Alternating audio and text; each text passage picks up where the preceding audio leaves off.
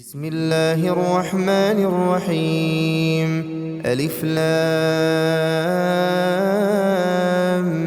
ميم. ذلك الكتاب لا ريب فيه هدى للمتقين الذين يؤمنون بالغيب ويقيمون الصلاة ومما رزقناهم ينفقون والذين يؤمنون بما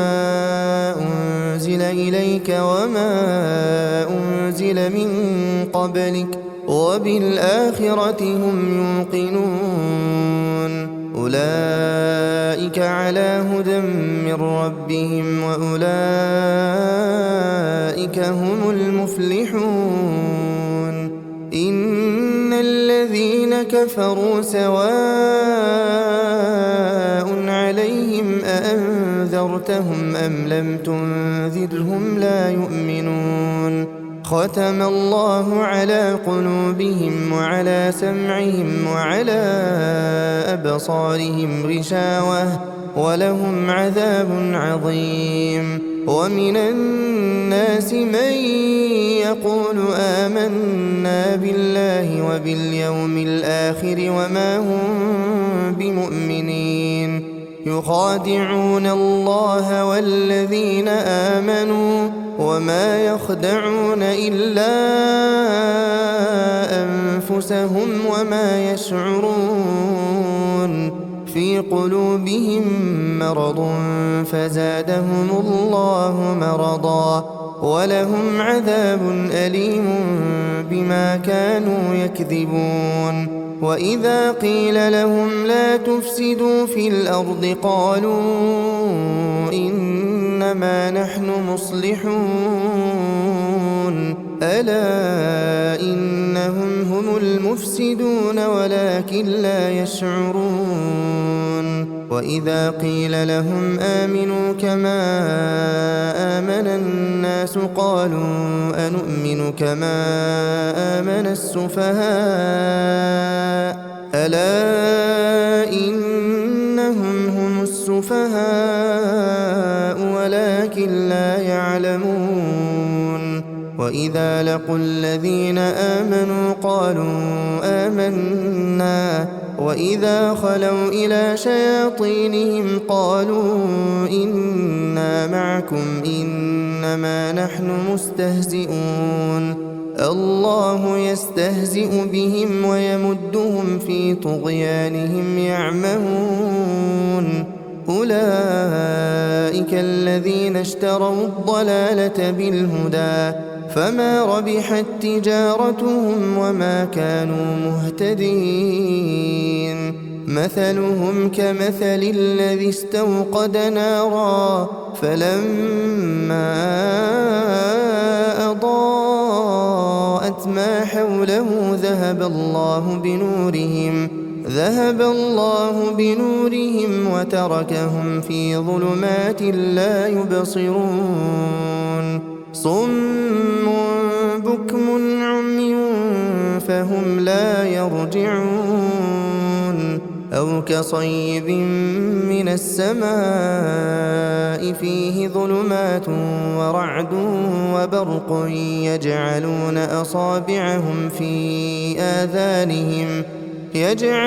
أصابعهم في آذانهم من الصواعق حذر الموت والله محيط بالكافرين. يكاد البرق يخطف أبصارهم كلما أضاء لهم مشوا فيه وإذا أظلم عليهم قاموا ولو شاء الله لذهب بسمعهم وأبصارهم إن الله على كل شيء قدير. يا أيها الناس اعبدوا ربكم الذي خلقكم والذين من قبلكم لعلكم تتقون. الذي جعل لكم الأرض فراشا والسماء بناء وأنزل من السماء فأخرج به من الثمرات رزقا لكم فلا تجعلوا لله أندادا وأنتم تعلمون وإن كنتم في ريب مما نزلنا على عبدنا فأتوا بسورة من مثله وادعوا شهداءكم من دون الله إن كنتم صادقين فإن لم تفعلوا ولن تفعلوا فاتقوا النار التي وقودها الناس والحجارة أعدت للكافرين وبشر الذين آمنوا وعملوا الصالحات أن لهم جنات تجري من تحتها الأنهار كلما رزقوا منها من ثمرة رزقا قالوا هذا الذي رزقنا من قبل وأتوا به متشابها ولهم فيها أزواج مطهرة وهم فيها خالدون إن الله لا يستحيي أن يضرب مثلا ما بعوضة فما فوقها فأما الذين آمنوا فيعلمون أنه الحق من ربهم وأما الذين كفروا فيقولون ماذا أراد الله بهذا مثلا يضل به كثيرا ويهدي به كثيرا وما يضل به إلا الفاسقين الذين ينقضون عهد الله من بعد ميثاقه ويقطعون ما أمر الله به أن يوصل ويفسدون في الأرض أولئك هم الخاسرون كيف تكفرون بالله وكنتم أمواتا فأحياكم ثم يميتكم ثم يحييكم ثم إليه ترجعون هو الذي خلق لكم ما في الأرض جميعا ثم استوى إلى السماء فسواهن 7 سماوات وهو بكل شيء عليم وإذ قال ربك للملائكة إني جاعل في الأرض خليفة قالوا أتجعل فيها من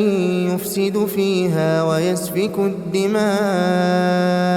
ونحن نسبح بحمدك ونقدس لك قال إني أعلم ما لا تعلمون وعلم آدم الأسماء كلها ثم عرضهم على الملائكة فقال أنبئوني بأسماء هؤلاء إن كنتم صادقين قالوا سبحانك لا علم لنا إلا ما علمتنا إنك أنت العليم الحكيم قال يا آدم أنبئهم بأسمائهم فلما أنبأهم بأسمائهم قال ألم أقل لكم إني أعلم غيب السماوات والأرض وأعلم ما تبدون وما كنتم تكتمون وإذ قلنا للملائكة اسجدوا لآدم فسجدوا إلا إبليس أبى واستكبر وكان من الكافرين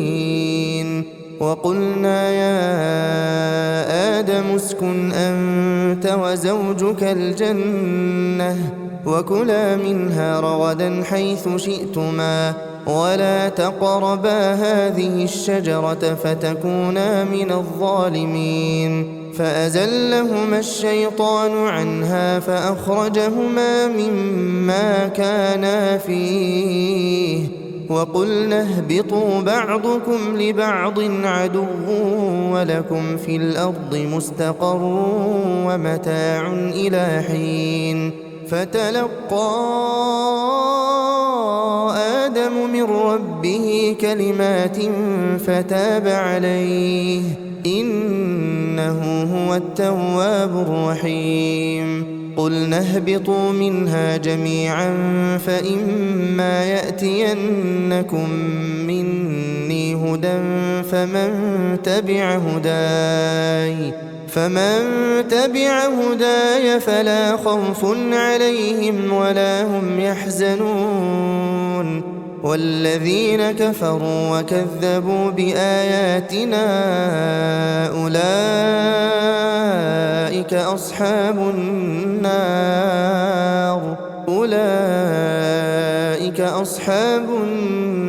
هم فيها خالدون يا بني إسرائيل اذكروا نعمتي التي أنعمت عليكم وأوفوا بعهدي أوف بعهدكم وإياي فارهبون وآمنوا بما أنزلت مصدقا لما معكم ولا تكونوا أول كافر به ولا تشتروا بآياتي ثمنا قليلا وإياي فاتقون ولا تلبسوا الحق بالباطل وتكتموا الحق وأنتم تعلمون وأقيموا الصلاة وآتوا الزكاة واركعوا مع الراكعين أتأمرون الناس بالبر وتنسون أنفسكم وأنتم تتلون الكتاب أفلا تعقلون واستعينوا بالصبر والصلاة وإنها لكبيرة إلا على الخاشعين الذين يظنون أنهم ملاقو ربهم وأنهم إليه راجعون يا بني إسرائيل اذكروا نعمتي التي أنعمت عليكم وأني فضلتكم على العالمين واتقوا يوما لا تجزي نفس عن نفس شيئا ولا يقبل منها شفاعة ولا يؤخذ منها عدل ولا هم ينصرون وإذ نجيناكم من آل فرعون يسومونكم سوء العذاب يذبحون أبناءكم ويستحيون نساءكم وفي ذلكم بلاء من ربكم عظيم وإذ فرقنا بكم البحر فأنجيناكم وأغرقنا آل فرعون وأنتم تنظرون وإذ واعدنا موسى 40 ليلة ثم اتخذتم العجل من بعده وأنتم ظالمون ثم عفونا عنكم من بعد ذلك لعلكم تشكرون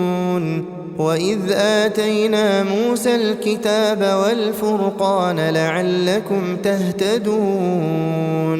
وإذ قال موسى لقومه يا قوم إنكم ظلمتم أنفسكم باتخاذكم العجل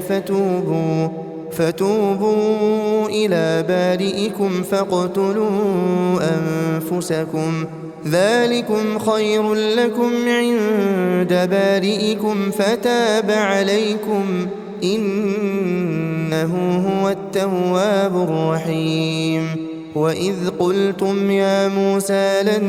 نؤمن لك حتى نرى الله جهرة فأخذتكم الصاعقة وأنتم تنظرون ثم بعثناكم من بعد موتكم لعلكم تشكرون وظللنا عليكم الغمام وأنزلنا عليكم المن والسلوى كلوا من طيبات ما رزقناكم وما ظلمونا ولكن كانوا أنفسهم يظلمون وإذ قلنا ادخلوا هذه القرية فكلوا منها حيث شئتم رغدا وادخلوا الباب سجدا وقولوا حطة نغفر لكم خطاياكم وسنزيد المحسنين فبدل الذين ظلموا قولا غير الذي قيل لهم فأنزلنا على الذين ظلموا رجزا من السماء بما كانوا يفسقون وإذ استسقى موسى لقومه فقلنا اضرب بعصاك الحجر فانفجرت منه 12 عينا قد علم كل أناس مشربهم كلوا واشربوا من رزق الله ولا تعثوا في الأرض مفسدين وإذ قلتم يا موسى لن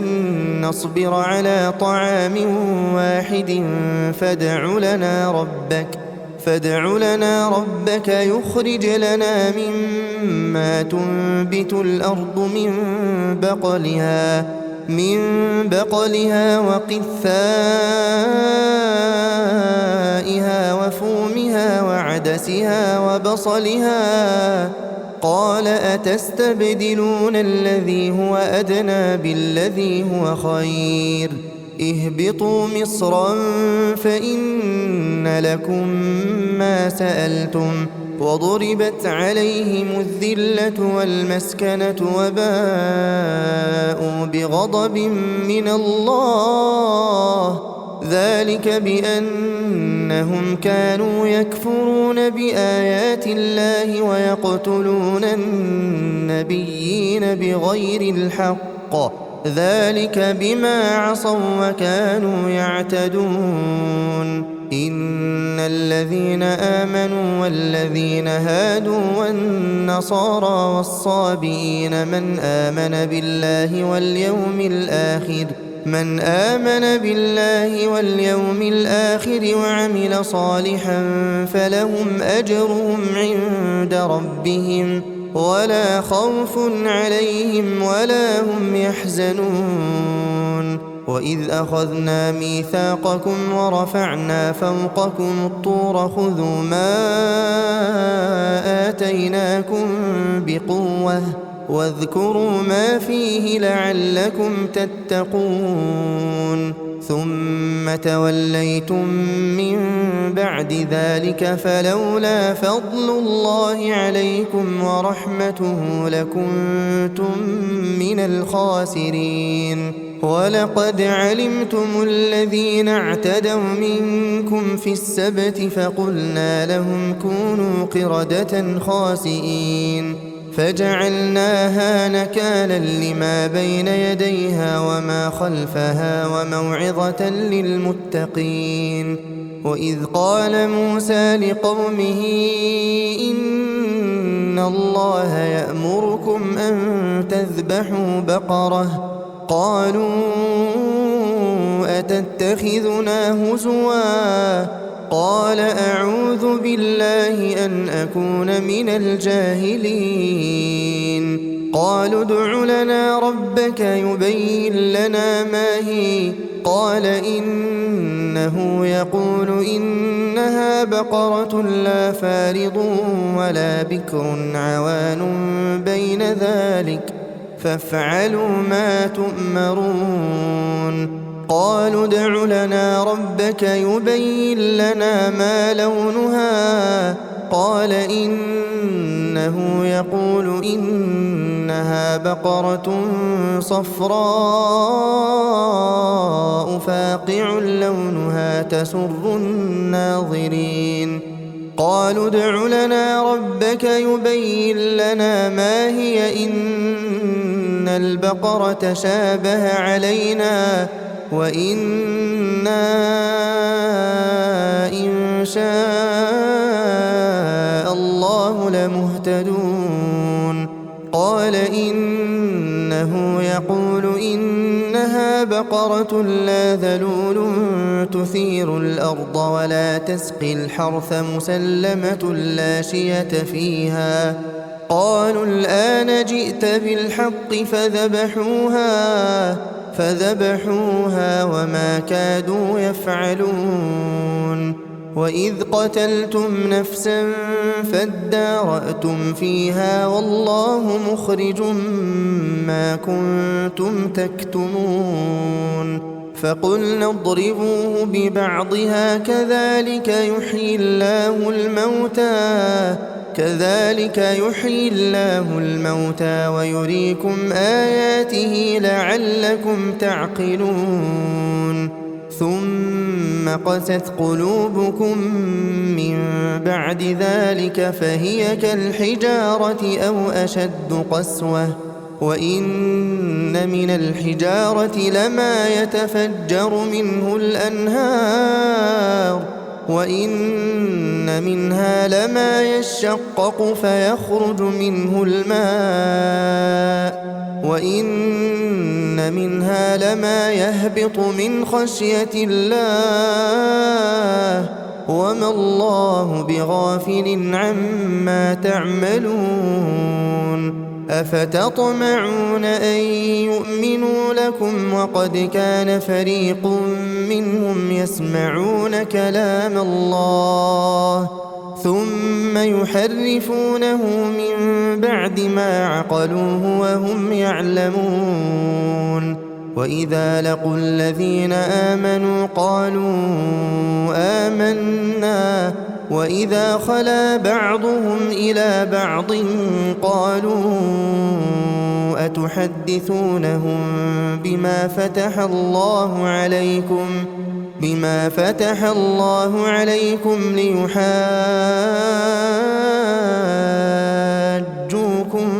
به عند ربكم أفلا تعقلون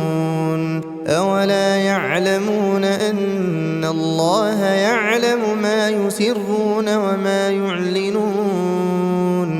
ومنهم أميون لا يعلمون الكتاب إلا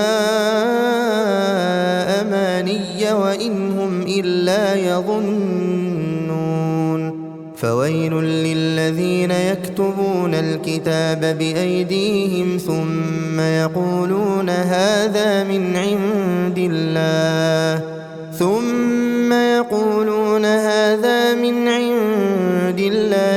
ليشتروا به ثمنا قليلا فويل لهم مما كتبت أيديهم وويل لهم مما يكسبون وقالوا لن تمسنا النار إلا أياما معدودة قل أتخذتم عند الله عهدا فلن يخلف الله عهده أم تقولون على الله ما لا تعلمون بلى من كسب سيئة وأحاطت به خطيئته فأولئك أصحاب النار هم فيها خالدون والذين آمنوا وعملوا الصالحات أولئك أصحاب الجنة هم فيها خالدون وإذ أخذنا ميثاق بني إسرائيل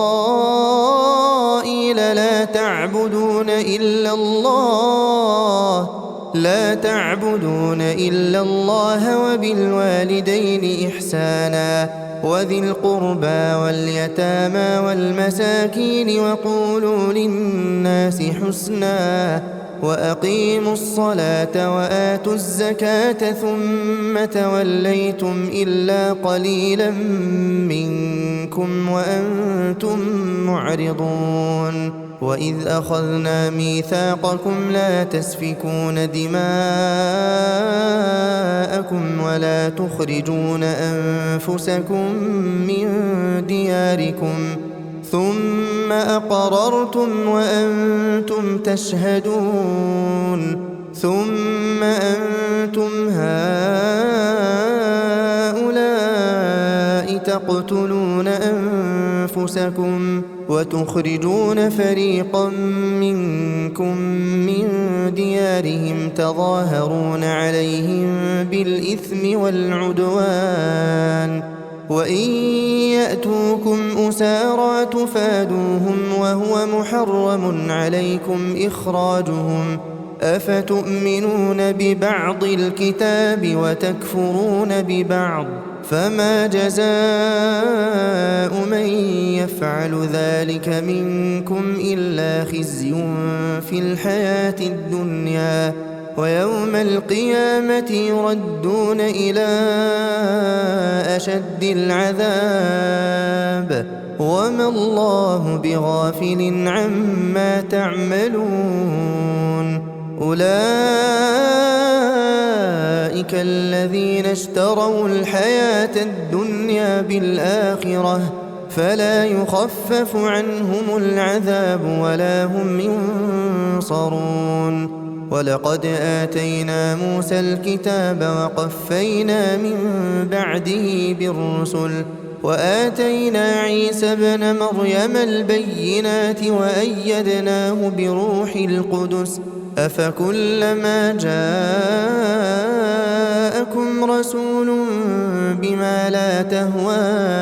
أنفسكم استكبرتم ففريقا كذبتم وفريقا تقتلون وقالوا قلوبنا غلف بل لعنهم الله بكفرهم فقليلا ما يؤمنون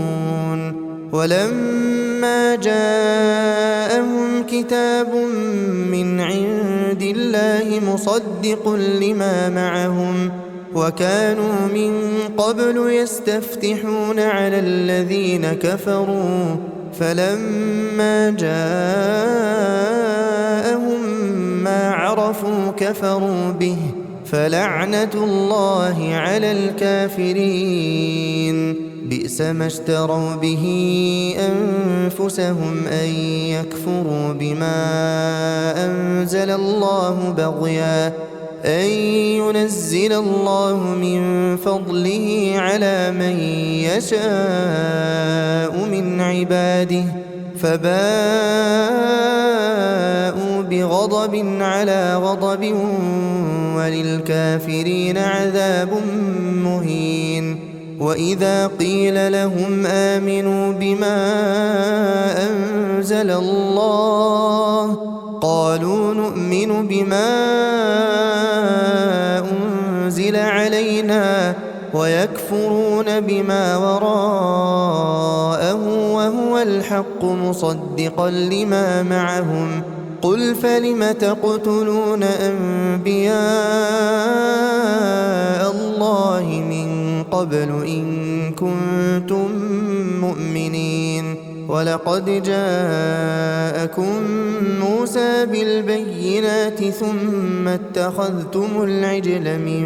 بعده وأنتم ظالمون وإذ أخذنا ميثاقكم ورفعنا فوقكم الطور خذوا ما آتيناكم بقوة واسمعوا قالوا سمعنا وعصينا وأشربوا في قلوبهم العجل بكفرهم قل بئس ما يأمركم به إيمانكم إن كنتم مؤمنين قل إن كانت لكم الدار الآخرة عند الله خالصة من دون الناس فتمنوا الموت إن كنتم صادقين ولن يتمنوه أبدا بما قدمت أيديهم والله عليم بالظالمين ولتجدنهم أحرص الناس على حياة ومن الذين أشركوا يود أحدهم لو يعمر 1000 سنة وما هو بمزحزحه من العذاب أن يعمر والله بصير بما يعملون قل من كان عدوا لجبريل فإنه نزله على قلبك بإذن الله مصدقا لما بين يديه وهدى وبشرى للمؤمنين من كان عدوا لله وملائكته ورسله وجبريل وميكال فإن الله عدو للكافرين ولقد أنزلنا إليك آيات بينات وما يكفر بها إلا الفاسقون أوكلما عاهدوا عهدا نبذه فريق منهم بل أكثرهم لا يؤمنون ولما جاءهم رسول من عند الله مصدق لما معهم نبذ فريق من الذين أوتوا الكتاب كتاب الله وراء ظهورهم نبذ فريق من الذين أوتوا الكتاب كتاب الله وراء ظهورهم كأنهم لا يعلمون واتبعوا ما تتلو الشياطين على ملك سليمان وما كفر سليمان ولكن الشياطين كفروا يعلمون الناس السحر وما أنزل على الملكين ببابل هاروت وماروت وما يعلمان من أحد حتى يقولا إنما نحن فتنة فلا تكفر فيتعلمون منهما ما يفرقون به بين المرء وزوجه وما هم بضارين به من أحد إلا بإذن الله ويتعلمون ما يضرهم ولا ينفعهم ولقد علموا لمن اشتراه ما له في الآخرة من خلاق ولبئس ما شروا به أنفسهم لو كانوا يعلمون ولو أنهم آمنوا واتقوا لمثوبة من عند الله خير لو كانوا يعلمون يا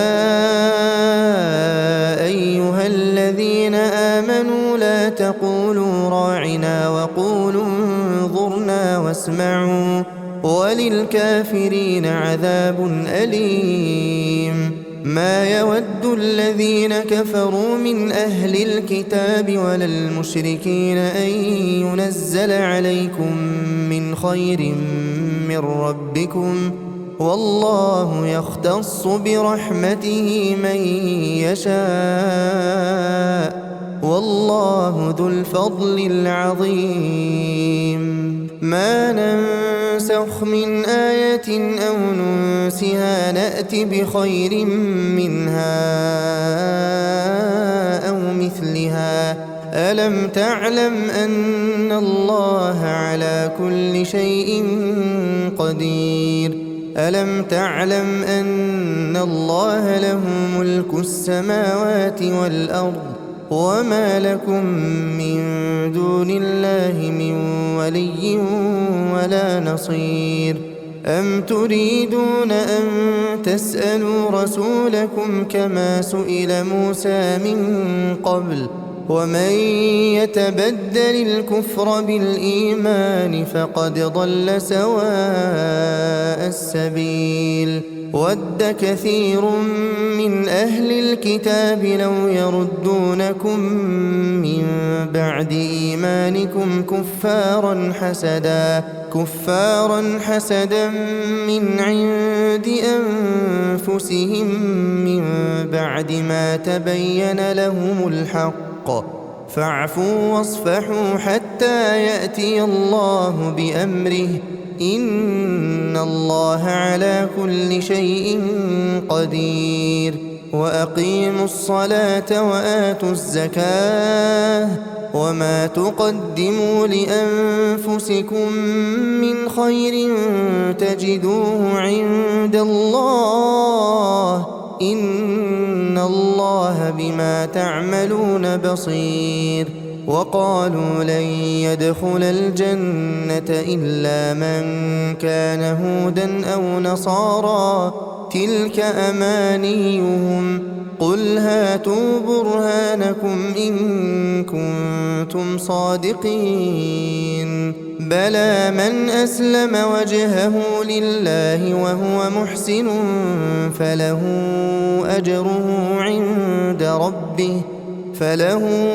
أجره عند ربه ولا خوف عليهم ولا هم يحزنون وقالت اليهود ليست النصارى على شيء وقالت النصارى ليست اليهود على شيء وهم يتلون الكتاب كذلك قال الذين لا يعلمون مثل قولهم فالله يحكم بينهم يوم القيامة فيما كانوا فيه يختلفون ومن أظلم ممن منع مساجد الله أن يذكر فيها اسمه وسعى في خرابها أولئك ما كان لهم أن يدخلوها إلا خائفين لهم في الدنيا خزي ولهم في الآخرة عذاب عظيم ولله المشرق والمغرب فأينما تولوا فثم وجه الله إن الله واسع عليم وقالوا اتخذ الله ولدا سبحانه بل له ما في السماوات والأرض كل له قانتون بديع السماوات والأرض وإذا قضى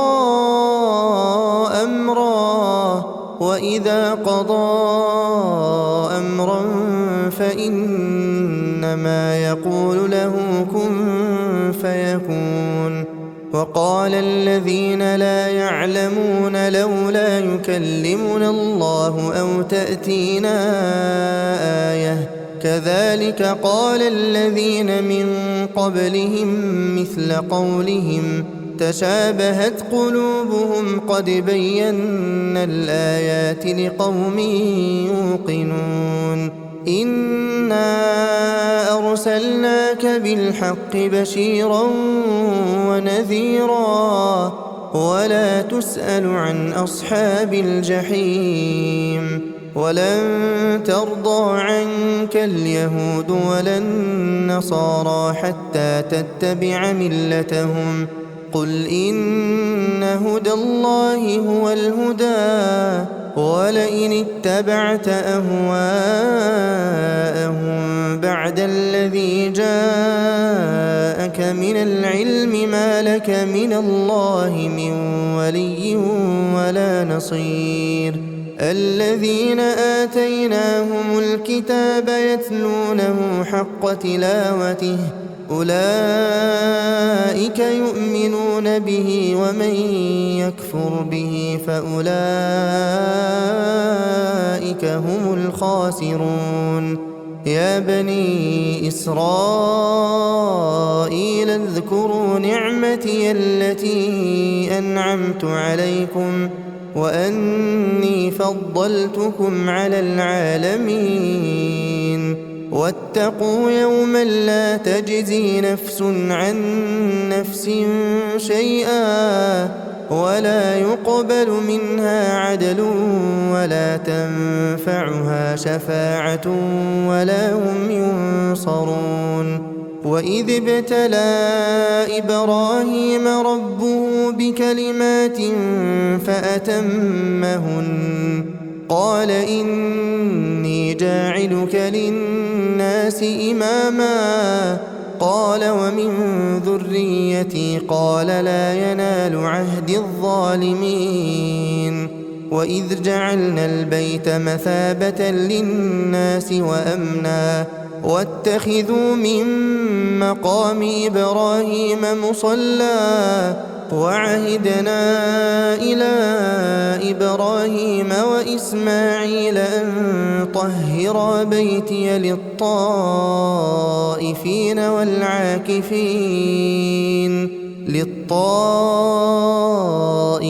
والعاكفين والركع السجود وإذ قال إبراهيم رب اجعل هذا بلدا آمنا وارزق أهله من الثمرات من آمن منهم بالله واليوم الآخر قال ومن كفر فأمتعه قليلا ثم أضطره إلى عذاب النار وبئس المصير وإذ يرفع إبراهيم القواعد من البيت وإسماعيل ربنا تقبل منا إنك أنت السميع العليم ربنا واجعلنا مسلمين لك ومن ذريتنا أمة مسلمة لك وأرنا مناسكنا وتب علينا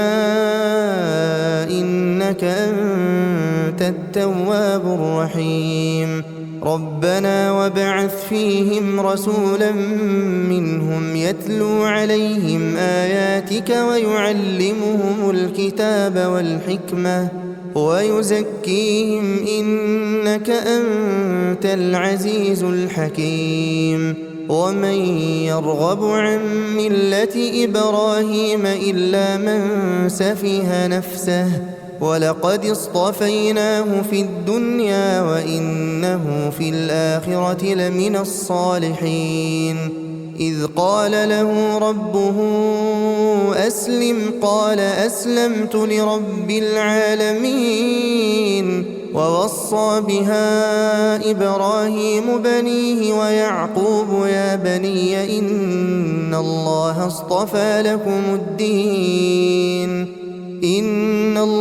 اصطفى لكم الدين فلا تموتن إلا وأنتم مسلمون أم كنتم شهداء إذ حضر يعقوب الموت إذ قال لبنيه ما تعبدون من بعدي قالوا نعبد إلهك وإله آبائك إبراهيم وإسماعيل وإسحاق إلها واحدا ونحن له مسلمون تلك أمة قد خلت لها ما كسبت ولكم ما كسبتم ولا تسألون عما كانوا يعملون وقالوا كونوا هودا أو نصارى تهتدوا قل بل ملة إبراهيم حنيفا وما كان من المشركين قولوا آمنا بالله وما أنزل إلينا وما أنزل إلى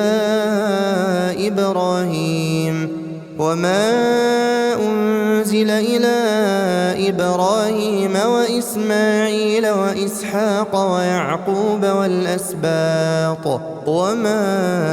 أوتي موسى وعيسى وما أوتي النبيون من ربهم لا نفرق بين أحد منهم ونحن له مسلمون فإن آمنوا بمثل ما آمنتم به فقد اهتدوا وإن تولوا فإنما هم في شقاق فسيكفيكهم الله وهو السميع العليم صبغة الله ومن أحسن من الله صبغة ونحن له عابدون قل أتحاجوننا في الله وهو ربنا وربكم ولنا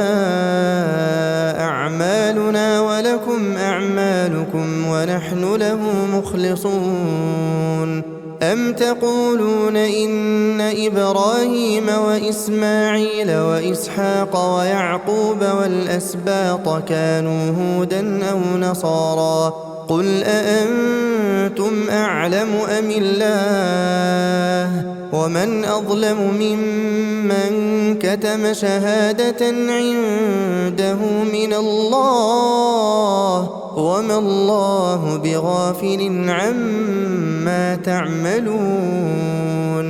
تلك أمة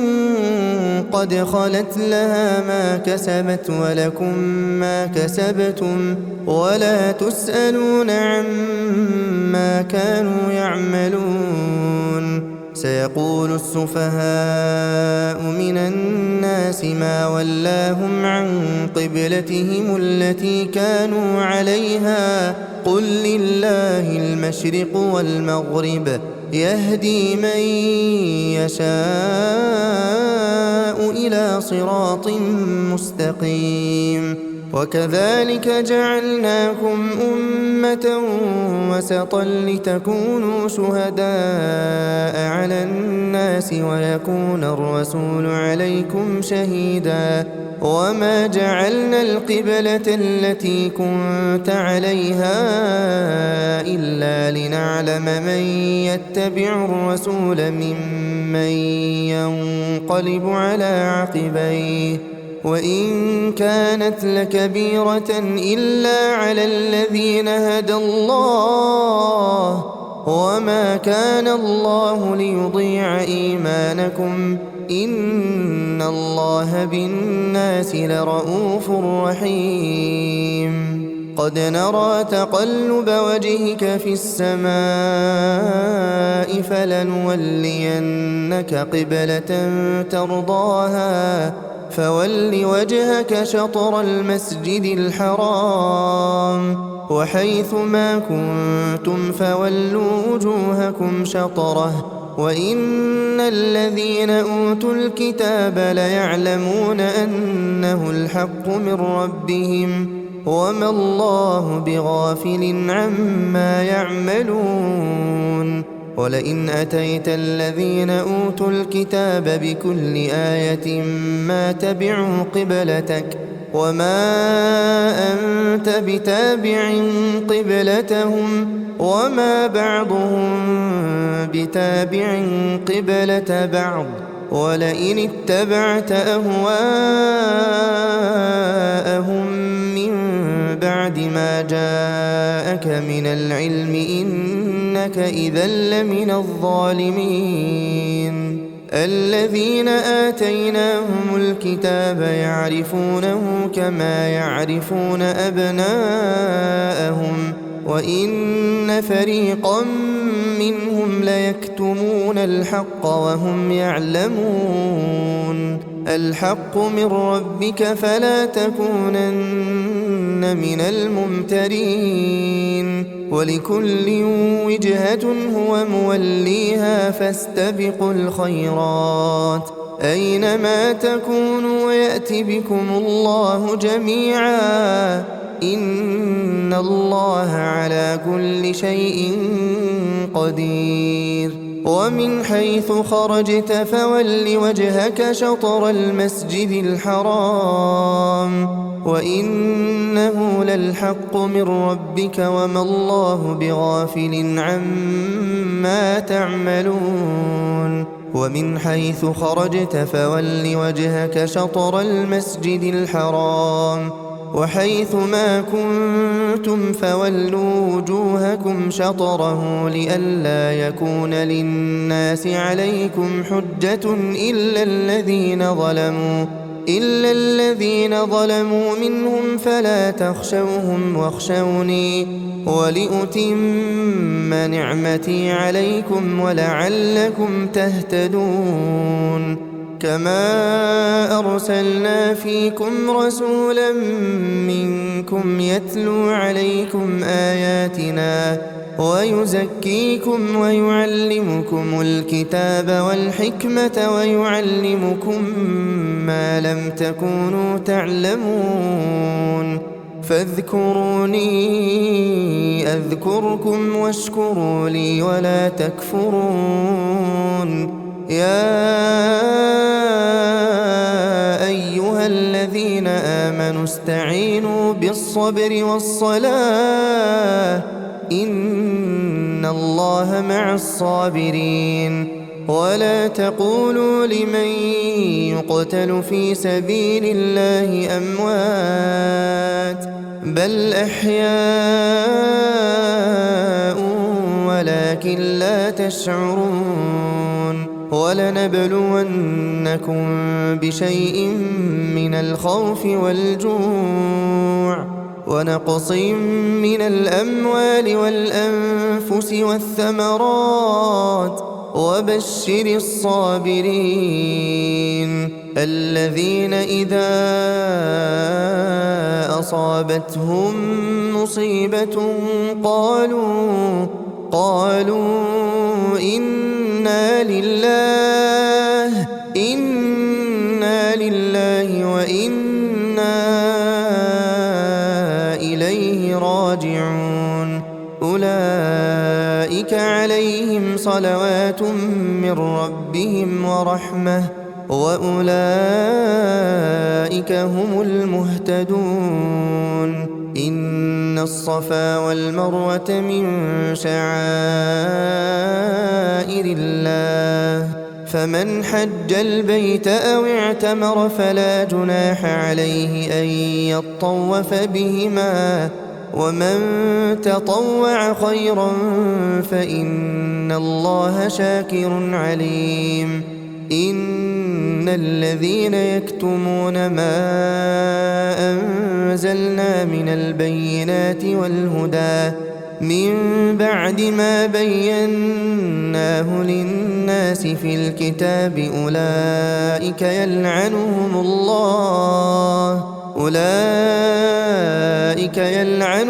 الله ويلعنهم اللاعنون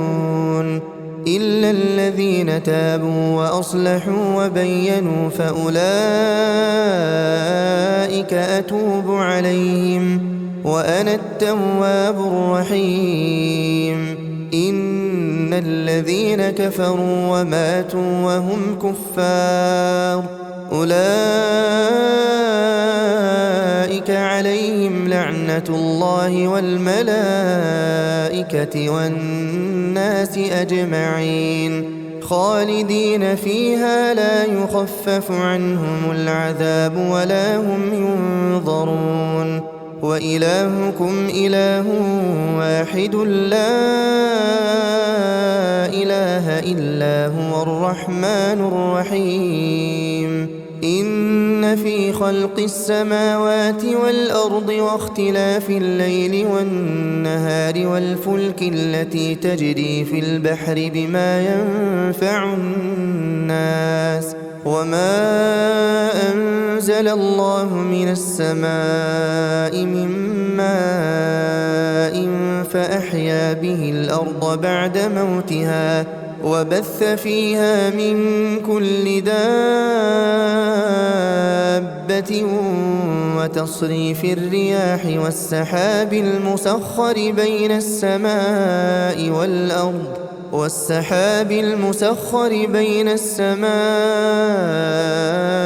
والأرض لآيات لقوم يعقلون. ومن الناس من يتخذ من دون الله أندادا يحبونهم كحب الله والذين آمنوا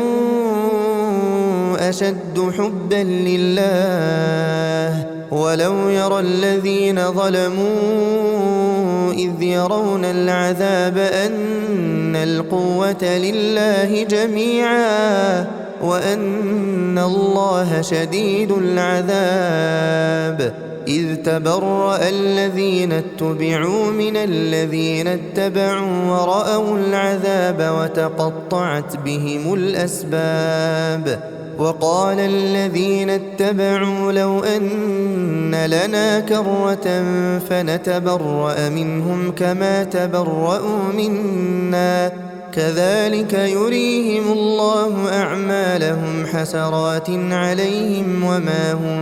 بخارجين من النار. يا أيها الناس كلوا مما في الأرض حلالا طيبا ولا تتبعوا خطوات الشيطان إنه لكم عدو مبين. إنما يأمركم بالسوء والفحشاء وأن تقولوا على الله ما لا تعلمون. وإذا قيل لهم اتبعوا ما أنزل الله قالوا بل نتبع ما ألفينا عليه آباءنا أولو كان آباؤهم لا يعقلون شيئا ولا يهتدون. ومثل الذين كفروا كمثل الذي ينعق بما لا يسمع إلا دعاء ونداء صم بكم عمي فهم لا يعقلون. يا أيها الذين آمنوا كلوا من طيبات ما رزقناكم واشكروا لله إن كنتم إياه تعبدون. إنما حرم عليكم الميتة والدم ولحم الخنزير وما أهل به لغير الله فمن اضطر غير باغ ولا عاد فلا إثم عليه إن الله غفور رحيم. إن الذين يكتمون ما أنزل الله من الكتاب ويشترون به ثمنا قليلا أولئك ما يأكلون في بطونهم إلا النار ولا يكلمهم الله يوم القيامة ولا يزكيهم ولهم عذاب أليم أولئك الذين اشتروا الضلالة بالهدى والعذاب بالمغفرة فما أصبرهم على النار ذلك بأن الله نزل الكتاب بالحق وإن الذين اختلفوا في الكتاب لفي شقاق بعيد ليس البر أن تولوا وجوهكم قبل المشرق والمغرب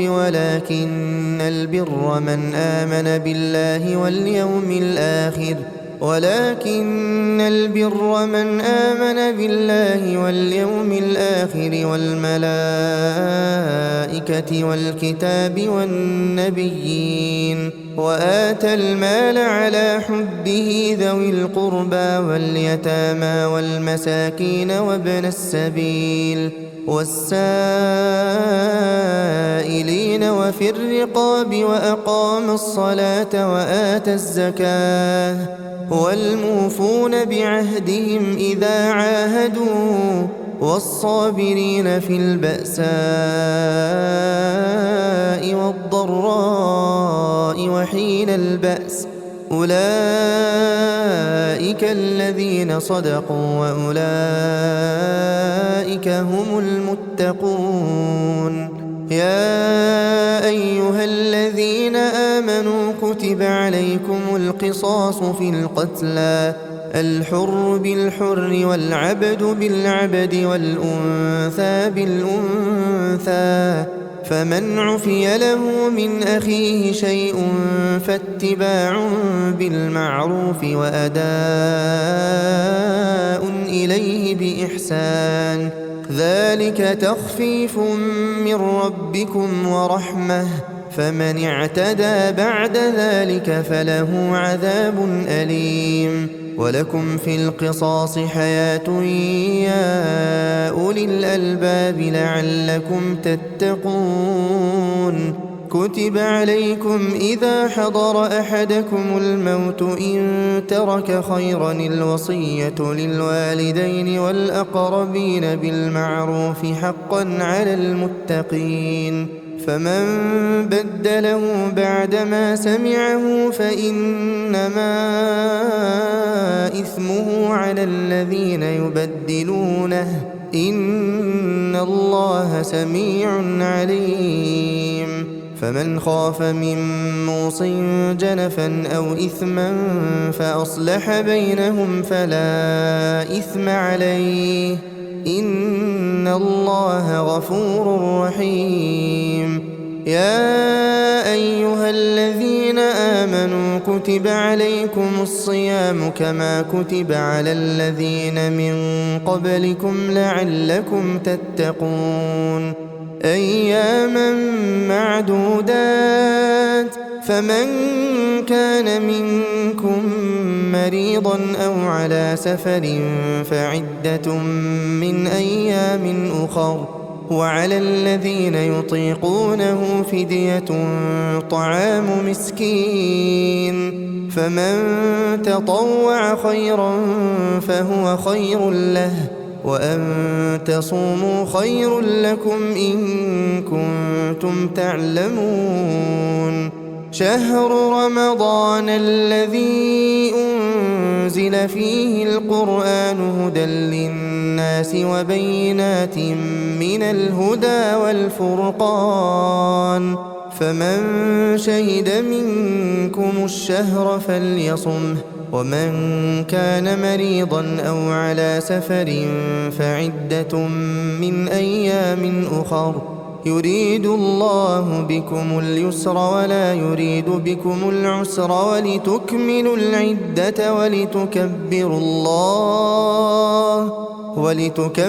الله على ما هداكم ولعلكم تشكرون وإذا سألك عبادي عني فإني قريب أجيب دعوة الداع إذا دعان فليستجيبوا لي وليؤمنوا بي لعلهم يرشدون. أحل لكم ليلة الصيام الرفث إلى نسائكم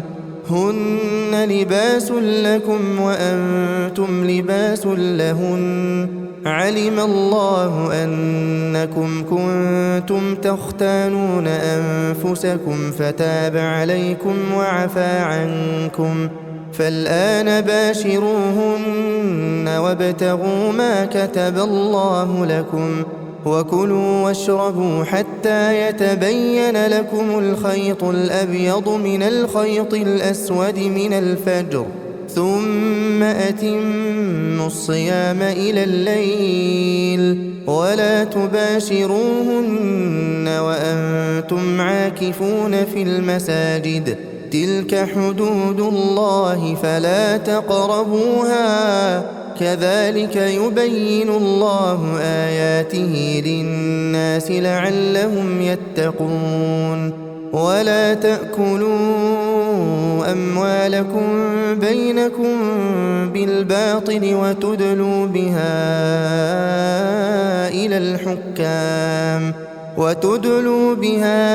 إلى الحكام لتأكلوا فريقا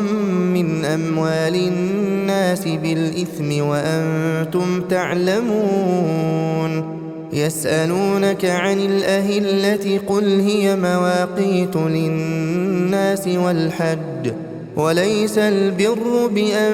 تأتوا البيوت من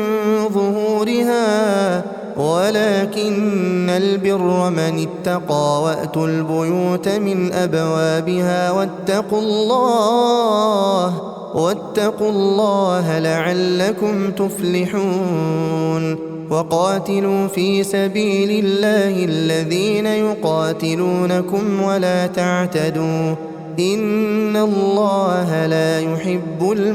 المعتدين. واقتلوهم حيث ثقفتموهم وأخرجوهم من حيث أخرجوكم والفتنة أشد من القتل ولا تقاتلوهم عند المسجد الحرام حتى يقاتلوكم فيه فإن قاتلوكم فاقتلوهم كذلك جزاء الكافرين. فإن انتهوا فإن الله غفور رحيم. وقاتلوهم حتى لا تكون فتنة ويكون الدين لله فإن انتهوا فلا عدوان إلا على الظالمين. الشهر الحرام بالشهر الحرام والحرمات قصاص فمن اعتدى عليكم فاعتدوا عليه بمثل ما اعتدى عليكم واتقوا الله واعلموا أن الله مع المتقين. وأنفقوا في سبيل الله ولا تلقوا بأيديكم إلى التهلكة وأحسنوا إن الله يحب المحسنين. وأتموا الحج والعمرة لله فإن أحصرتم فما استيسر من الهدي ولا تحلقوا رؤوسكم حتى يبلغ الهدي محله فمن كان منكم مريضا أو به أذى من رأسه ففدية من صيام أو صدقة أو نسك فإذا أمنتم فمن تمتع بالعمرة إلى الحج فما استيسر من الهدي فمن لم يجد فصيام 3 أيام في الحج و7 إذا رجعتم تلك 10 كاملة ذلك لمن لم يكن أهله حاضر المسجد الحرام واتقوا الله واعلموا أن الله شديد العقاب. الحج أشهر معلومات فمن فرض فيهن الحج فلا رفث ولا فسوق ولا جدال في الحج وما تفعلوا من خير يعلمه الله وتزودوا فإن خير الزاد التقوى واتقون يا أولي الألباب ليس عليكم جناح أن تبتغوا فضلا من ربكم فإذا أفضتم من عرفات فاذكروا الله عند المشعر الحرام واذكروه كما هداكم وإن كنتم من قبله لمن الضالين ثم أفيضوا من حيث أفاض الناس واستغفروا الله إن الله غفور رحيم فإذا قضيتم مناسككم فاذكروا الله كذكركم آباءكم أو أشد ذكرا فمن الناس من يقول ربنا آتنا في الدنيا وما له في الآخرة من خلاق ومنهم من يقول ربنا آتنا في الدنيا حسنة وفي الآخرة حسنة وقنا عذاب النار أولئك لهم نصيب مما كسبوا والله سريع الحساب واذكروا الله في أيام معدودات فمن تعجل في يومين فلا إثم عليه ومن تأخر فلا إثم عليه لمن اتقى واتقوا الله واعلموا أنكم إليه تحشرون ومن الناس من يعجبك قوله في الحياة الدنيا ويشهد الله على ما في قلبه وهو ألد الخصام وإذا تولى سعى في الأرض ليفسد فيها ويهلك الحرث والنسل والله لا يحب الفساد وإذا قيل له اتق الله أخذته العزة بالإثم فحسبه جهنم ولبئس المهاد ومن الناس من يشري نفسه ابتغاء مرضات الله والله رؤوف بالعباد يا أيها الذين آمنوا ادخلوا في السلم كافة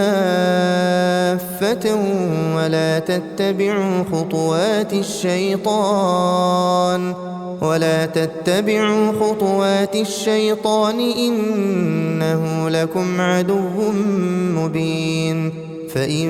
زللتم من بعد ما جاءتكم البينات فاعلموا أن الله عزيز حكيم هل ينظرون إلا أن يأتيهم الله في ظلل من الغمام والملائكة وقضي الأمر وإلى الله ترجع الأمور سل بني إسرائيل كم آتيناهم من آية بينة ومن يبدل نعمة الله من بعد ما جاءته فإن الله شديد العقاب زين للذين كفروا الحياة الدنيا ويسخرون من الذين آمنوا والذين اتقوا فوقهم يوم القيامة والله يرزق من يشاء بغير حساب. كان الناس أمة واحدة فبعث الله النبيين مبشرين ومنذرين وأنزل معهم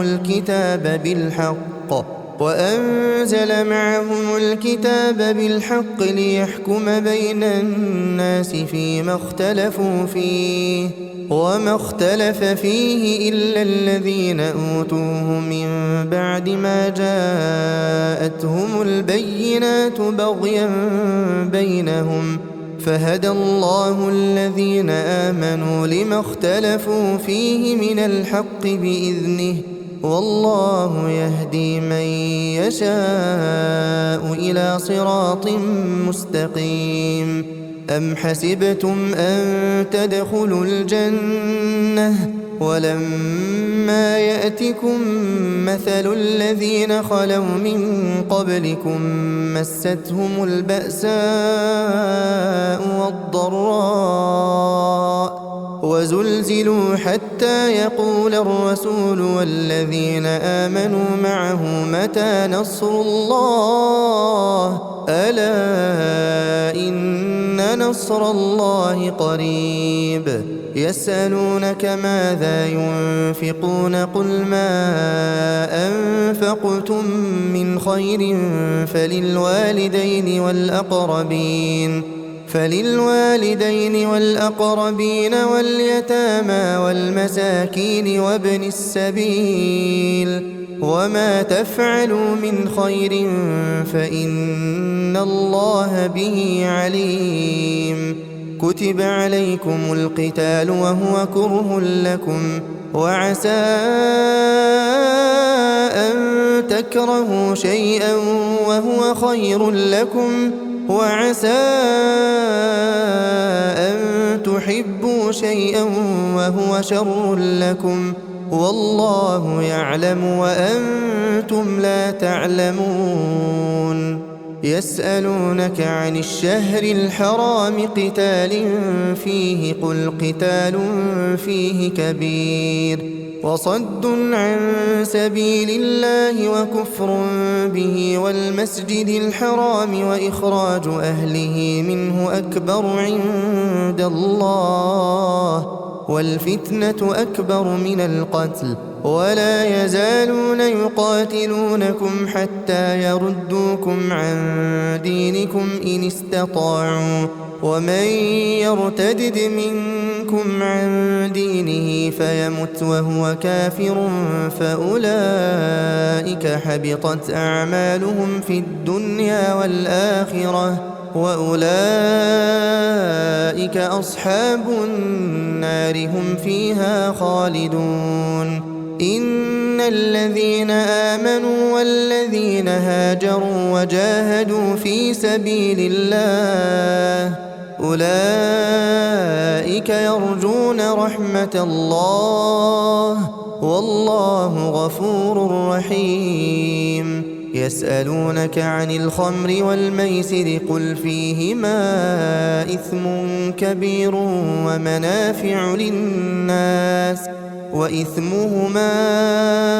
أكبر من نفعهما، ويسألونك ماذا ينفقون قل العفو، كذلك يبين الله لكم الآيات لعلكم تتفكرون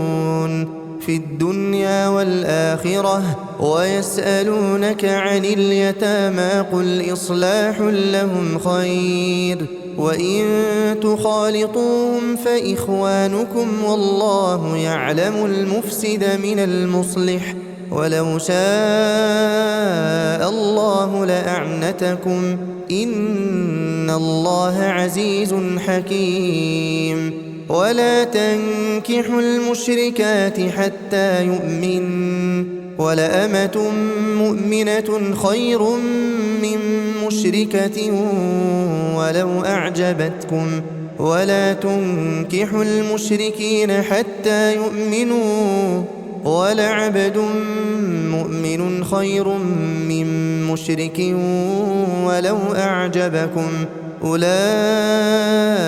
يدعون إلى النار والله يدعو إلى الجنة والمغفرة بإذنه ويبين آياته للناس لعلهم يتذكرون ويسألونك عن المحيض قل هو أذى فاعتزلوا النساء في المحيض ولا تقربوهن حتى يطهرن فإذا تطهرن فأتوهن من حيث أمركم الله إن الله يحب التوابين ويحب المتطهرين نساؤكم حرث لكم فأتوا حرثكم أنى شئتم وقدموا لأنفسكم واتقوا الله واعلموا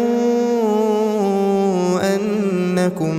ملاقوه وبشر المؤمنين ولا تجعلوا الله عرضة لأيمانكم أن تبروا وتتقوا وتصلحوا بين الناس والله سميع عليم لا يؤاخذكم الله باللغو في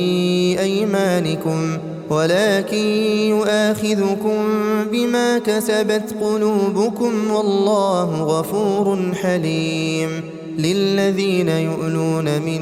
نسائهم تربص 4 أشهر فإن فاءوا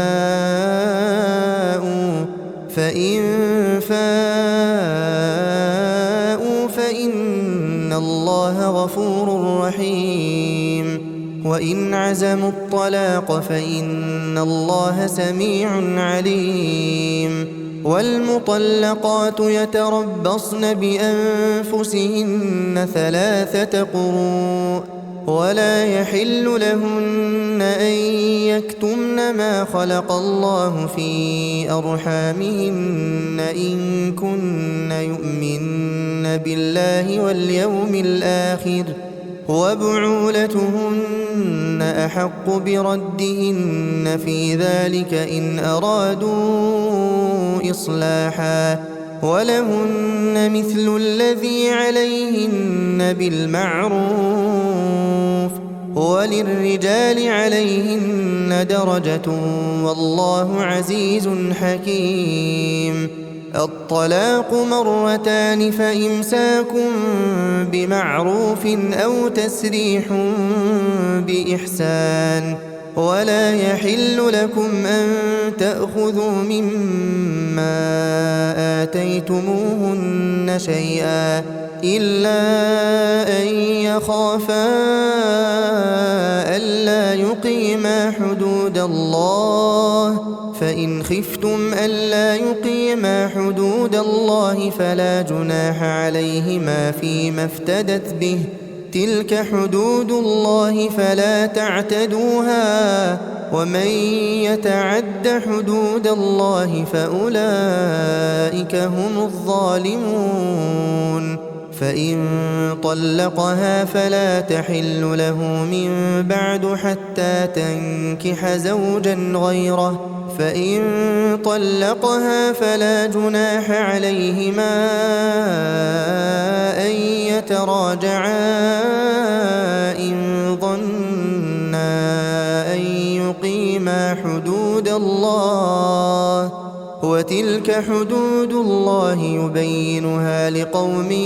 يعلمون وإذا طلقتم النساء فبلغن أجلهن فأمسكوهن بمعروف أو سرحوهن بمعروف ولا تمسكوهن ضرارا لتعتدوا ومن يفعل ذلك فقد ظلم نفسه ولا تتخذوا آيات الله هزوا واذكروا نعمة الله عليكم وما أنزل عليكم من الكتاب والحكمة يعظكم به واتقوا الله واعلموا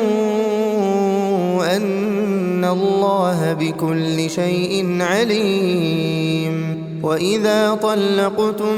النساء فبلغن أجلهن فلا تعضلوهن أن ينكحن أزواجهن إذا تراضوا بينهم بالمعروف، ذلك يوعظ به من كان منكم يؤمن بالله واليوم الآخر، ذلكم أزكى لكم وأطهر، والله يعلم وأنتم لا تعلمون. والوالدات يرضعن أولادهن حولين كاملين لمن أراد أن يتم الرضاعة، وعلى المولود له رزقهن وكسوتهن بالمعروف، لا تكلف نفس إلا وسعها، لا تضار والدة بولدها ولا مولود له بولده، وعلى الوارث مثل ذلك، فإن أرادا فصالا عن تراض منهما وتشاور فلا جناح عليهما. وإن أردتم أن تسترضعوا أولادكم فلا جناح عليكم إذا سلمتم ما آتيتم بالمعروف، واتقوا الله واعلموا أن الله بما تعملون بصير. والذين يتوفون منكم ويذرون أزواجا يتربصن بأنفسهن 4 أشهر وعشرا، فإذا بلغن أجلهن فلا جناح عليكم فيما فعلن في أنفسهن بالمعروف، والله بما تعملون خبير. ولا جناح عليكم فيما عرضتم به من خطبة النساء أو أكننتم في أنفسكم، علم الله أنكم ستذكرونهن ولكن لا تواعدوهن سرا إلا أن تقولوا قولا معروفا، ولا تعزموا عقدة النكاح حتى يبلغ الكتاب أجله، واعلموا أن الله يعلم ما في أنفسكم فاحذروه، واعلموا أن الله غفور حليم. لا جناح عليكم إن طلقتم النساء ما لم تمسوهن أو تفرضوا لهن فريضة، ومتعوهن على الموسع قدره وعلى المقتر قدره متاعا بالمعروف حقا على المحسنين. وإن طلقتموهن من قبل أن تمسوهن وقد فرضتم لهن فريضة فنصف ما فرضتم إلا أن يعفون أو يعفو الذي بيده عقدة النكاح، وأن تعفوا أقرب للتقوى، ولا تنسوا الفضل بينكم، إن الله بما تعملون بصير. حافظوا على الصلوات والصلاة الوسطى وقوموا لله قانتين، فإن خفتم فرجالا أو ركبانا، فإذا أمنتم فاذكروا الله كما علمكم ما لم تكونوا تعلمون، والذين يتوفون منكم ويذرون أزواجا وصية لأزواجهم متاعا إلى الحول غير إخراج، فإن خرجن فلا جناح عليكم فيما فعلن في أنفسهن من معروف، والله عزيز حكيم. وللمطلقات متاع بالمعروف حقا على المتقين، كذلك يبين الله لكم آياته لعلكم تعقلون. ألم تر إلى الذين خرجوا من ديارهم وهم ألوف حذر الموت فقال لهم الله موتوا ثم أحياهم، إن الله لذو فضل على الناس ولكن أكثر الناس لا يشكرون. وقاتلوا في سبيل الله واعلموا أن الله سميع عليم. من ذا الذي يقرض الله قرضا حسنا فيضاعفه له أضعافا كثيرة، والله يقبض ويبسط وإليه ترجعون. ألم تر إلى الملأ من بني إسرائيل من بعد موسى إذ قالوا لنبي لهم ابعث لنا ملكا نقاتل في سبيل الله، قال هل عسيتم إن كتب عليكم القتال ألا تقاتلوا؟ قالوا وما لنا ألا نقاتل في سبيل الله وقد أخرجنا من ديارنا وأبنائنا، فلما كتب عليهم القتال تولوا إلا قليلا منهم، والله عليم بالظالمين. وقال لهم نبيهم إن الله قد بعث لكم طالوت ملكا، قالوا أنى يكون له الملك علينا ونحن أحق بالملك منه ولم يؤت سعة من المال، قال إن الله اصطفاه عليكم وزاده بسطة في العلم والجسم، والله يؤتي ملكه من يشاء والله واسع عليم. وقال لهم نبيهم إن آية ملكه أن يأتيكم التابوت فيه سكينة من ربكم وبقية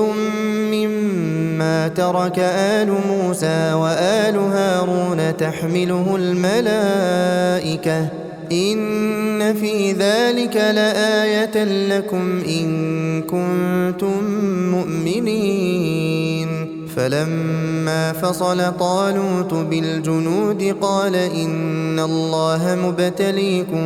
بنهر فمن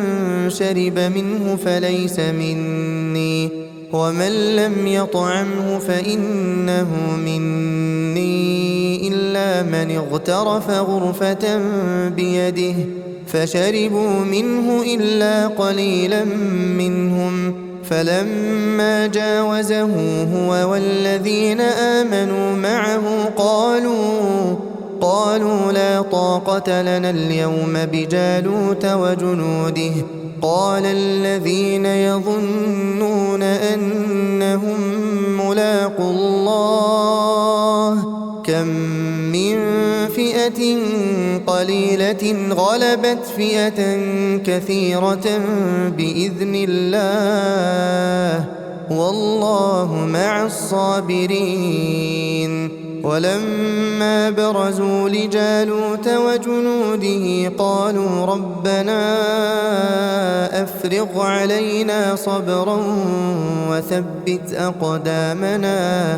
وثبت أقدامنا وانصرنا على القوم الكافرين فهزموهم بإذن الله وقتل داود جالوت وآتاه الله الملك والحكمة وعلمه مما يشاء ولولا دفع الله الناس بعضهم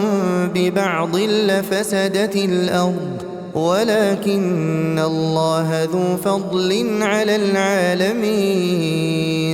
تلك آيات الله نتلوها عليك بالحق وإنك لمن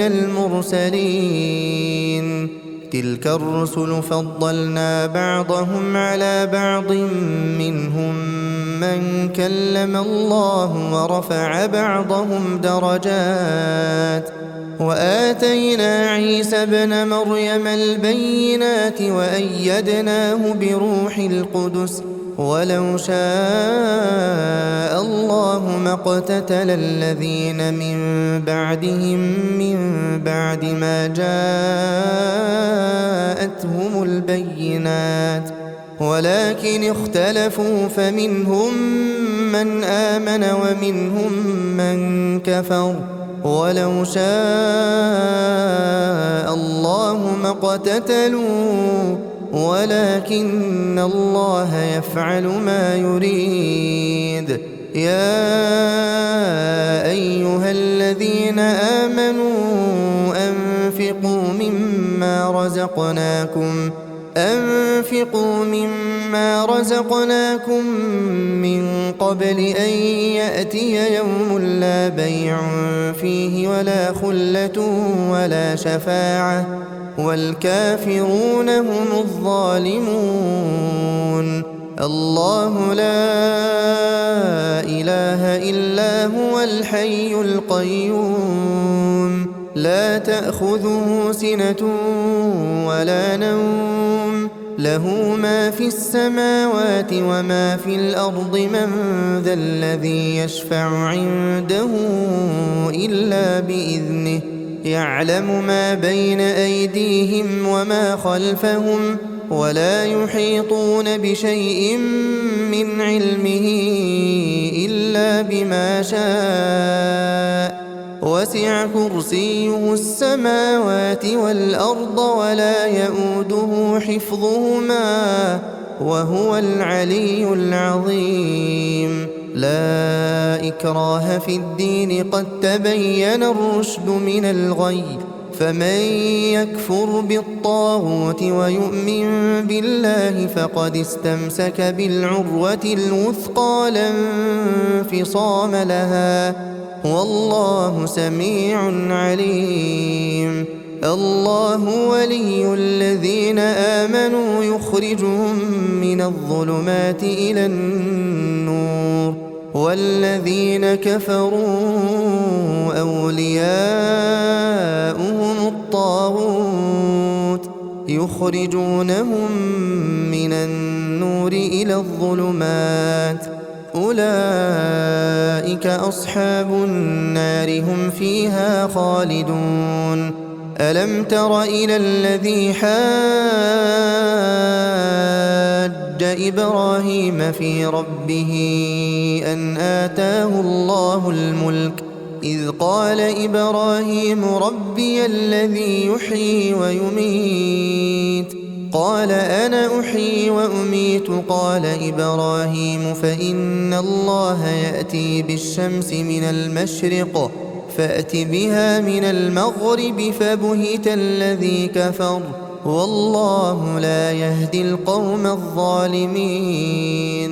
أو كالذي مر على قرية وهي خاوية على عروشها قال أنى يحيي هذه الله بعد موتها فأماته الله 100 عام ثم بعثه قال كم لبثت؟ قال لبثت يوما أو بعض يوم. قال بل لبثت 100 عام فانظر إلى طعامك وشرابك لم يتسنه وانظر إلى حمارك ولنجعلك آية للناس وانظر إلى العظام كيف ننشزها ثم نكسوها لحما فلما تبين له قال أعلم أن الله على كل شيء قدير. وإذ قال إبراهيم رب أرني كيف تحيي الموتى قال أولم تؤمن قال بلى ولكن ليطمئن قلبي قال فخذ 4 من الطير فصرهن إليك ثم اجعل على كل جبل منهن جزءا ثم ادعهن يأتينك سعيا واعلم أن الله عزيز حكيم. مثل الذين ينفقون أموالهم في سبيل الله كمثل حبة أنبتت 7 سنابل في كل سنبلة 100 حبة والله يضاعف لمن يشاء والله واسع عليم. الذين ينفقون أموالهم في سبيل الله ثم لا يتبعون ما أنفقوا منا ولا أذى لهم أجرهم عند ربهم ولا خوف عليهم ولا هم يحزنون. قول معروف ومغفرة خير من صدقة يتبعها أذى والله غني حليم. يا أيها الذين آمنوا لا تبطلوا صدقاتكم بالمن والأذى كالذي ينفق ماله رئاء الناس ولا يؤمن بالله واليوم الآخر فمثله كمثل صفوان عليه تراب فأصابه وابل فتركه صلدا لا يقدرون على شيء مما كسبوا والله لا يهدي القوم الكافرين. ومثل الذين ينفقون أموالهم ابتغاء مرضات الله وتثبيتا من أنفسهم كمثل جنة بربوة أصابها وابل فآتت أكلها ضعفين فإن لم يصبها وابل فطل والله بما تعملون بصير. أيود أحدكم أن تكون له جنة من نخيل وأعناب تجري من تحتها الأنهار له فيها من كل الثمرات وأصابه الكبر وله ذرية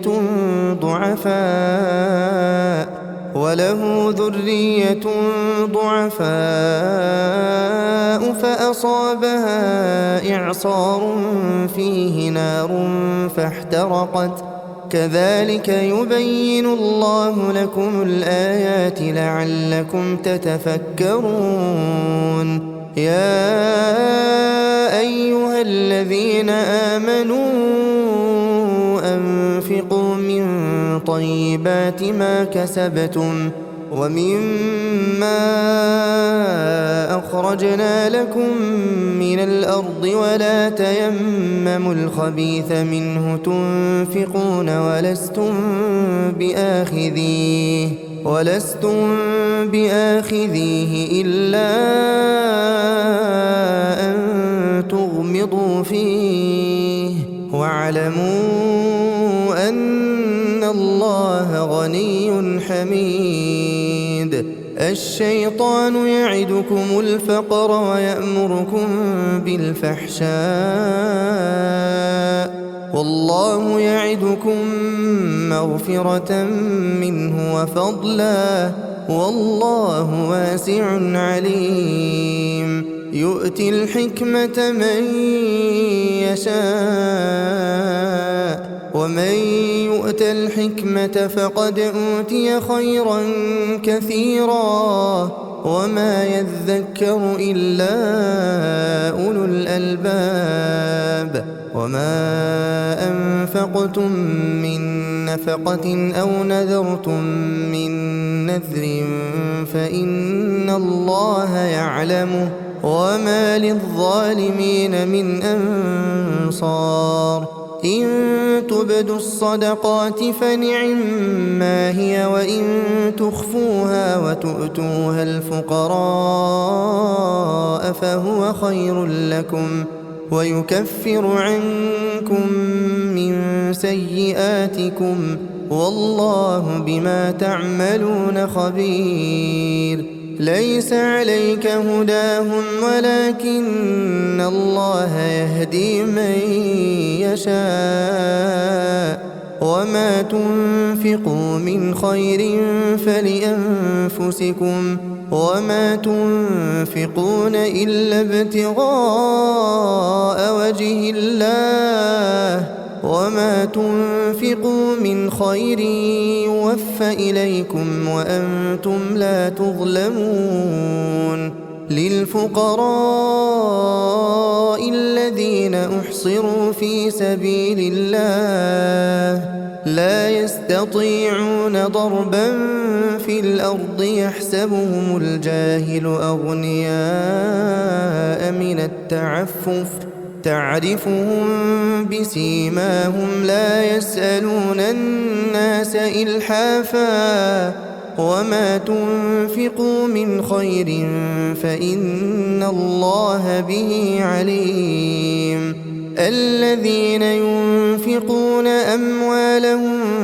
بالليل والنهار سرا وعلانية فلهم أجرهم عند ربهم ولا خوف عليهم ولا هم يحزنون. الذين يأكلون الربا لا يقومون إلا كما يقوم الذي يتخبطه الشيطان من المس ذلك بأنهم قالوا إنما البيع مثل الربا وأحل الله البيع وحرم الربا. فمن جاءه موعظة من ربه فانتهى فله ما سلف وأمره إلى الله ومن عاد فأولئك أصحاب النار هم فيها خالدون. يمحق الله الربا ويربي الصدقات والله لا يحب كل كفار أثيم. إن الذين آمنوا وعملوا الصالحات وأقاموا الصلاة وآتوا الزكاة لهم أجرهم عند ربهم ولا خوف عليهم ولا هم يحزنون. يا أيها الذين آمنوا اتقوا الله وذروا ما بقي من الربا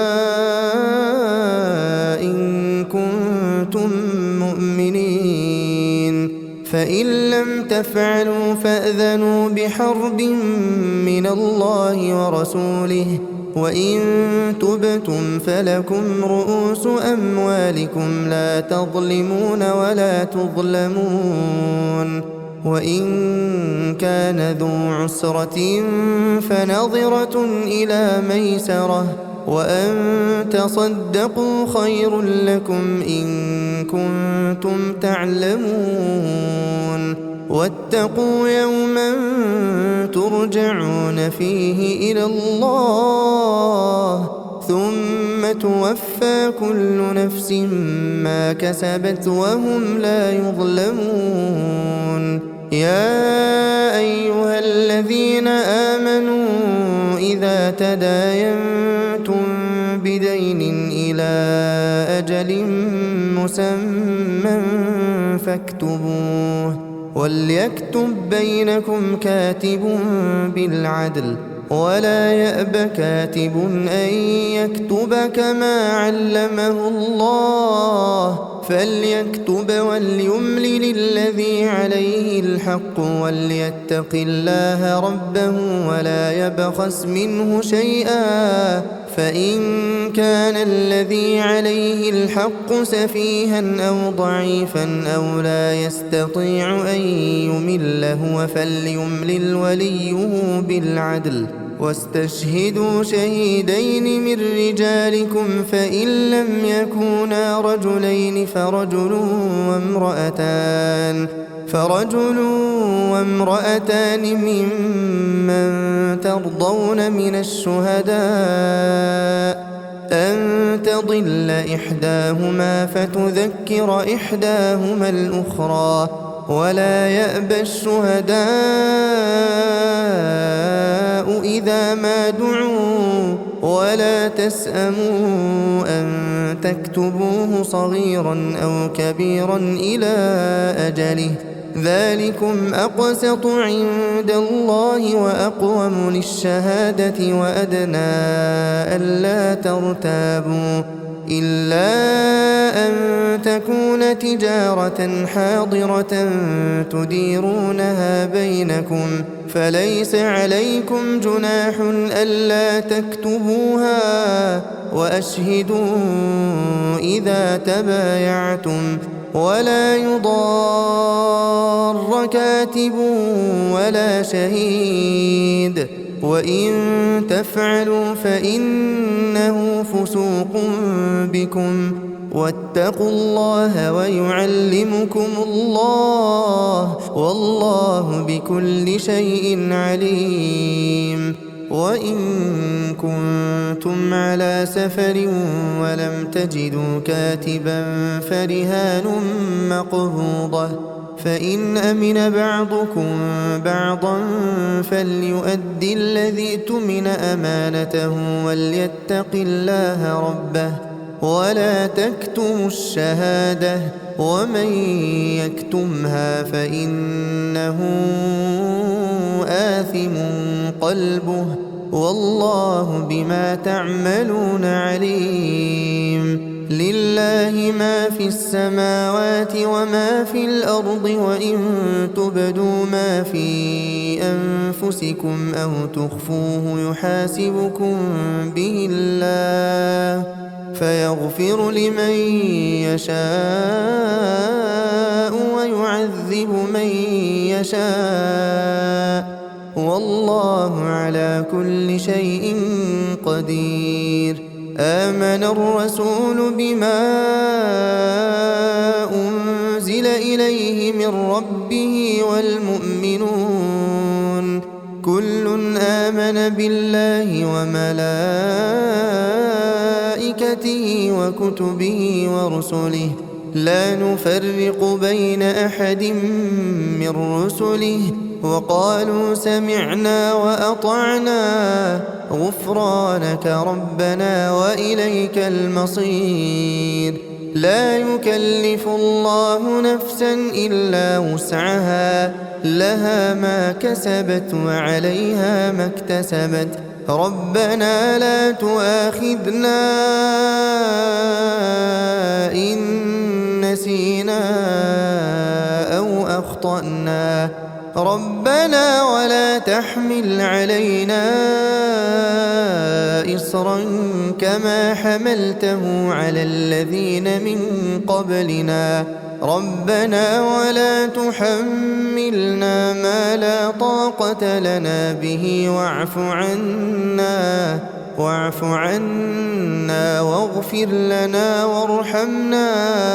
أنت مولانا فانصرنا على القوم الكافرين.